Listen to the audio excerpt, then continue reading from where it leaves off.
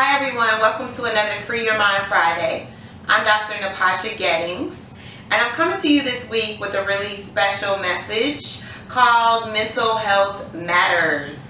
So every day when we go throughout our daily routines, I find that a lot of people forget the importance of healthy brain function. So I want to take a little bit of time today to remind everyone why it's important for our brains to function to the best of their ability. And I want to help everyone also understand the brain-body connection. Now, sometimes we refer to that as the mind-body connection, but to make things really simple, it's important to remember that your brain is an organ just like all of the other organs in the body. And it's important to understand the biological connections between our central nervous system and all other biological systems. One of the two systems that are closely linked to our central nervous system, which houses the brain, is our cardiovascular system and our immune system. So it's no wonder that people who really struggle with toxic stress and emotional dysregulation oftentimes are at a higher risk for infectious diseases and also heart attacks. And we all know that cardiovascular disease is the #1 killer in this country, but many of us aren't aware that people actually lose their lives to suicide on an average of every 13 minutes. So it's important that we educate ourselves for #1. And so we come from a long history of shame when it comes to talking about mental health treatment and mental health awareness and diseases of the brain. And one of my passions is to remove the stigma that surrounds those conversations, because there is no reason why any of us should feel ashamed about speaking our truth or revealing things about us that will ultimately help us to function as a better individual, a healthier individual. And so the first thing that I want everyone to realize is that there is a concept known as psychological resiliency. And a lot of people function every day without much psychological resiliency, and they don't even know it. They're not aware of the fact that they are responding in extreme emotional, unhealthy ways to just everyday occurrences. Things like traffic or an email that may anger you.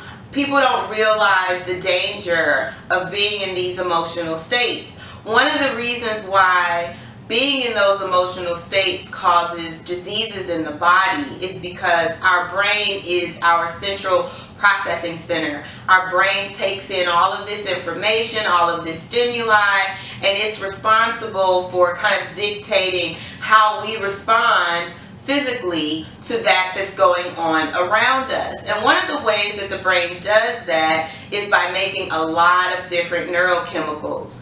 And in the coming weeks, I plan to dedicate a lot of these podcasts to educating the community about the different neurochemicals in the body, how we can make sure that a lot of those chemicals are at healthy levels. I want to educate everyone about the correlation between different neurochemicals in the brain and different mood disorders that we see, specifically depression.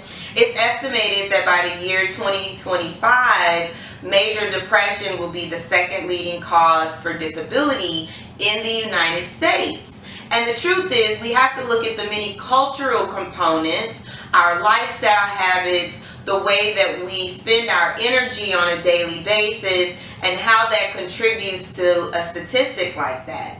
One of the things that I want everyone to take away from this video is that in life, all we have is energy. But many of us spend our energy in very unhealthy ways. Life is energy, and life is also change.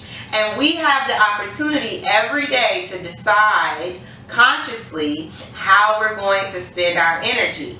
And some of us are using our energy in ways that are detrimental to ourselves and also to those people around us. So being able to respond in a very emotionally intelligent way and to exude psychological resiliency requires us to be self-aware, and that self-awareness should start with paying a little bit more attention to how we spend our energy. Some people spend their energy consumed with worrisome thoughts, overthinking and overanalyzing things that have already occurred. So I want to give everyone a really healthy tip. One way to really take your energy back and to make sure that you're not spending your energy in a way that's not beneficial to you is to make sure that you first start to practice focusing only on those things that are within your control. A lot of times we spend way too much of our attention and spend way too much of our energy focusing on situations, people, and circumstances that are well beyond our control. So as we start as a community to build more psychological resiliency, to preserve brain health and brain function, we have to first start by focusing on what is within our locus of control. It is not our job to feel as though we have to carry the weight of the world on our shoulders. It is not our job to feel as though we have to fix everybody in every situation. Sometimes just modeling healthy living, healthy responses, and emotional control goes a long way. So that's the one healthy tip that I want everyone to take away from this Free Your Mind Friday call, is that energy is not to be wasted. You should not be spending more time focused on how you spend your money than how you spend your life energy. And when you start to pay more attention to how you spend your energy, I guarantee you, your brain will thank you. The term stress actually relates to how we respond to stimuli in our environment from a physical or mental standpoint. And I want to remind everyone again that your brain is the organ in your body that uses the most energy every day. And so you have the ability in a lot of situations to take time and pause and decide how you're going to respond to a situation, whether it be at the job, whether it be with your spouse, whether it be with your children. It pays in the long run to decrease the frequency of stress responses. Your brain is then able to better regulate all systems in your body, again, including your immune system, your hormone system, and most importantly, your cardiovascular system. I want everyone to understand that our bodies do not work as separate entities. We've talked about this before in the past, that the medical community can be a bit deceiving in the way that our bodies are kind of separated into these different biological systems, and so we forget that they are all intertwined by design. We forget that how we respond to stress every day and how we spend our energy not only impacts our brain and emotional health, but down the line it can create huge problems for us with other biological systems, and it can increase our risk for developing dis-ease processes in other areas of the body. So what we're going to do for the remainder of August and going into September, I want to remind everyone that September is World Suicide Prevention Week.